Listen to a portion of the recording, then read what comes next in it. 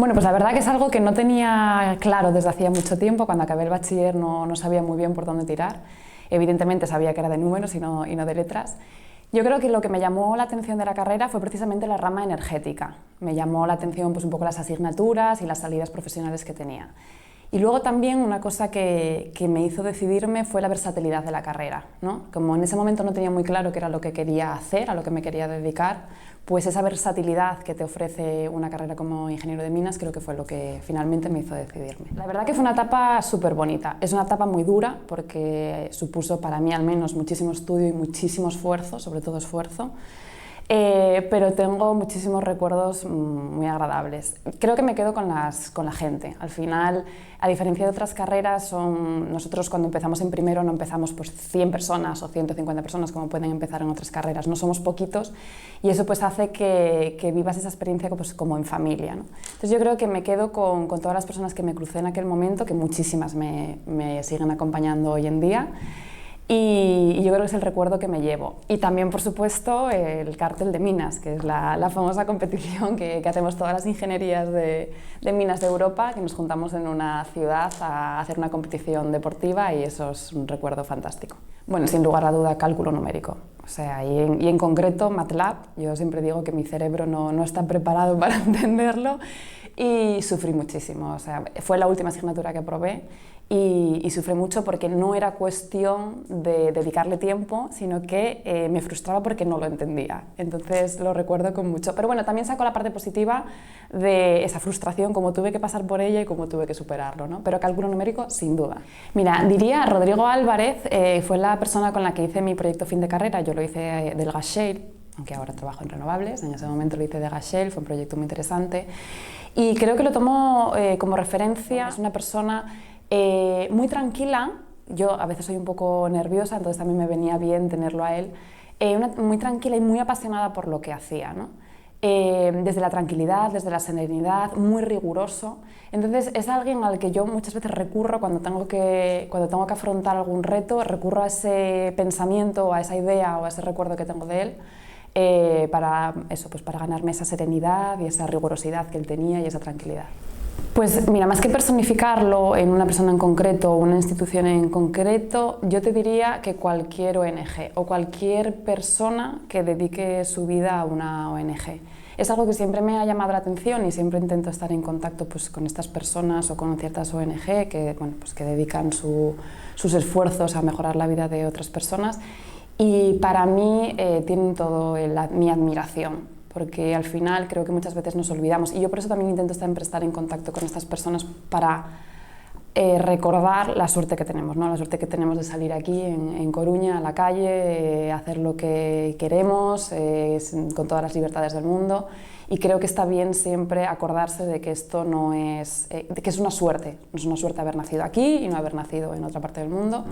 Entonces yo toda mi admiración a esas personas que dedican su vida a este tipo de organización. Pues yo por las mañanas trabajamos de 9 a 2 y media y por las mañanas lo dedico mucho a reuniones, ¿vale? Nosotros aquí en Rinaldi hacemos muchas reuniones de seguimiento, ¿vale? Claro, yo al final llevo todas las áreas de las distintas tecnologías en las que estamos, entonces tenemos la fotovoltaica, la eólica marina y la biomasa, entonces las mañanas las dedico más a esos comités de seguimiento con los distintos equipos y, bueno, a excepción de la primera hora que la dedico un poco a limpiar la odiada bandeja de entrada de emails.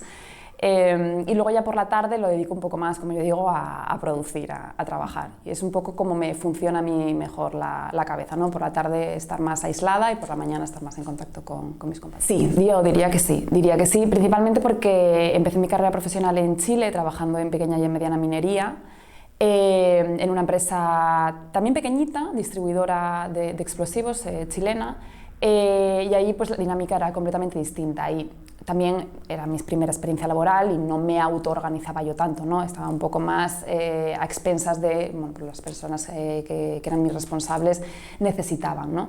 y era un poco más a base de necesidades inmediatas. Necesitamos esto, venga, pues ahora me pongo a trabajar con esto. Ahora necesitamos esto, pues ahora me pongo con ello. No había tanta organización, ¿no? Ahora yo estoy perfectamente organizada, por las mañanas sé lo que tengo que hacer y por la tarde pues lo dedico a otras cosas, ¿no? Entonces sí que es verdad que cuando empecé era un poco más a golpe de necesidad y ahora no, ahora es algo mucho más organizado.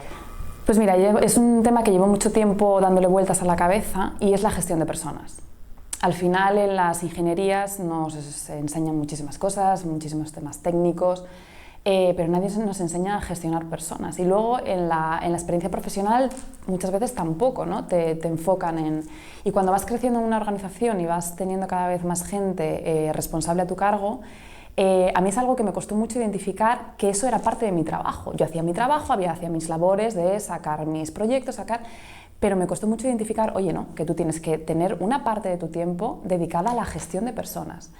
Para mí, una de las cosas más importantes de una organización es tener equipos de éxito, ¿no? Equipos que trabajen bien, equipos que las personas confíen unas en otras, que si hay conflictos sean capaces de arreglarlos. Y eso es necesario gestionarlo, eso no pasa de manera automática, ¿no? Entonces, ahora sí que es verdad que me estoy formando un poquito, estoy aprendiendo a marchas forzadas, me estoy formando y igualmente creo que sigue siendo mi principal reto a día de hoy. Pues la verdad que creo que tengo la capacidad de crear esa amalgama entre personas, ¿no? Creo que tengo la capacidad de crear un buen ambiente de trabajo. Al final en un equipo lo importante es que todo el mundo se sienta parte de ese equipo, sienta lo que aporta ese equipo, sienta y sepa qué es lo que está aportando ese equipo. Y también sienta que los éxitos de la empresa, cómo contribuye esa persona a los éxitos de la empresa, ¿no? Entonces creo que se me da bien eso, hacer a las personas ver cuál es su valía, qué es lo que están aportando. Y luego, a la vez, cuando hay algún conflicto, no tengo ningún problema en sentarme con una persona, en enfocar ese conflicto, en analizarlo. Y eso creo que al final, día tras día, va creando esa buena atmósfera que hace lo que hablábamos antes, o que hace que el equipo funcione bien y que saque adelante los proyectos de una manera eficaz. Bueno, eso lo tengo clarísimo, que es de nuestro proyecto de la planta de biomasa de generación eléctrica de 50 megavatios que tenemos aquí en Curtis, en la provincia de La Coruña. Y para mí eso es el proyecto de mi vida. Al final, justo cuando yo empecé aquí en Greenale hace 8 años, me contactaron precisamente por eso, porque acababan de ganar la subasta, este proyecto tiene una retribución, acababan de ganar la subasta para este proyecto. Y claro, cuando llegué es que no éramos nadie, era el dueño de la empresa, un poquito más tarde de mí llegó el financiero y yo. Repito, y toda la parte forestal, que eso bueno, ya llevaba años, ¿no? Y claro, fue un reto increíble porque tuvimos que financiar esa planta, a los bancos no les gusta nada la biomasa, al final no es un eólico, no es una fotovoltaica, que es mucho más fácil de gestionar y además tiene el hándicap del suministro de la biomasa, ¿no? Tienes que convencer a alguien de que vas a ser capaz de darle de comer a la planta de biomasa, ¿no? En este caso 500.000 toneladas al año. Entonces fue un gran reto, o sea, fue algo increíble, fue muchísimo trabajo, muchísimo esfuerzo. Lo que pasa que era un proyecto que tenía tanto sentido aquí en Galicia que tenía que salir sí o sí. Finalmente salió, ya te digo, con muchísimas penas y muchísimas noches sin dormir. Salió y nada, ahora estamos súper orgullosos del proyecto, que está en funcionamiento desde el año 2020 y está a un rendimiento increíble. Así que contentos, pero bueno, yo siempre lo recordaré. Es una pregunta complicada, por todos, ahora un poco estamos todos con un terremoto, ¿no? En todo esto de la transición energética. Yo creo que el problema de la transición energética, o uno de los problemas, ha sido la palabra transición.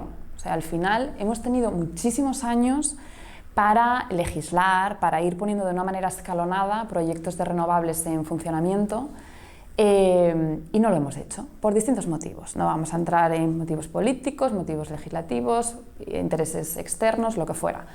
Pero no se hizo. ¿Qué pasa? Que ahora viene Europa, te pone unos objetivos bastante importantes y todo el mundo tenemos que correr. Y cuando corres, las cosas no se hacen igual que si lo haces de una manera mucho más planificada, ¿no? Entonces creo que eso no se hizo bien. Creo que se tendría que haber empezado mucho antes y de una manera pues, más escalonada. Dicho esto, también creo que se han hecho cosas bien. Es verdad que en los últimos años se ha legislado para empujar los proyectos renovables, poniendo unas fechas para empujar a la administración a que las cumpliera y nosotros pudiéramos empezar a construir nuestros parques. Se han hecho cosas bien, pero yo sigo pensando que vamos despacio. Voy a poner un ejemplo, la eólica offshore. Tardamos años en tener unos planes de ordenación marítima. Ahora seguimos esperando que salga la normativa para poder desarrollar proyectos de eólica marina con el recurso que tenemos en España. Entonces, claro, perdemos el tren, porque al final, cuando esto esté, pues la industria ya estará mucho más desarrollada en otros países, no podremos traérnosla aquí.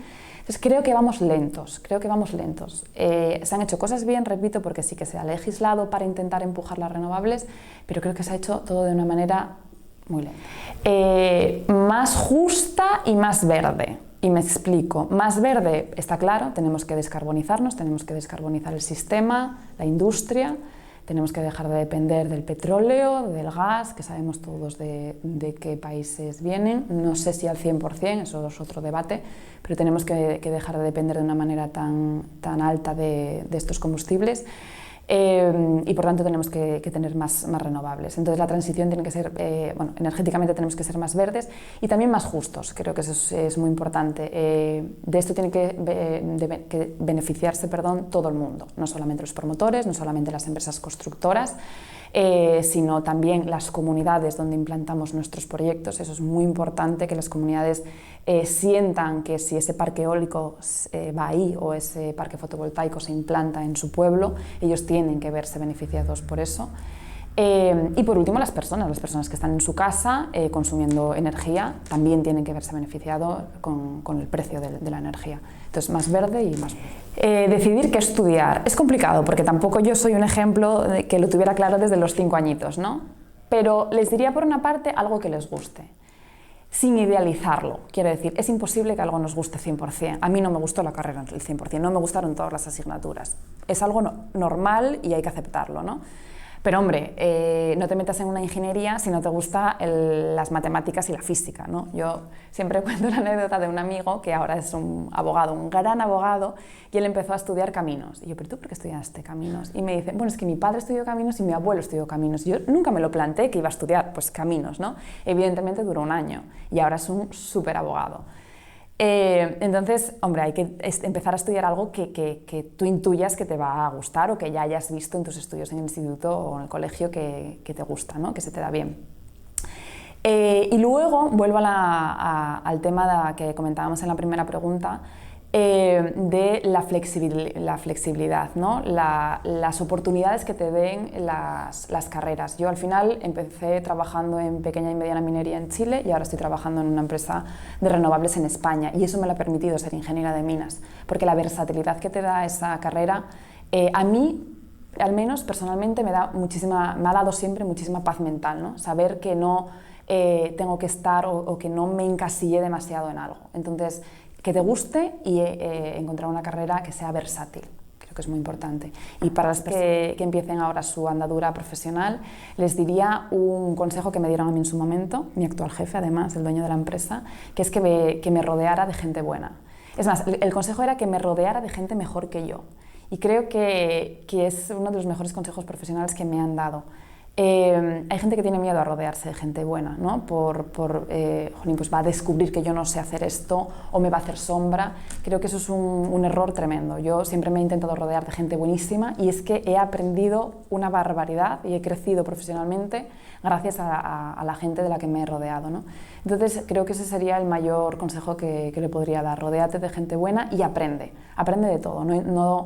No te encasilles en, no, es que estas son mis actividades o estos son mis deberes o este es mi área en el que yo me tengo que centrar. No, abre la mente, que te aseguro que en el aprendizaje de abrir la mente y de intentar explorar otras áreas, ahí es donde vas a encontrar tu crecimiento real.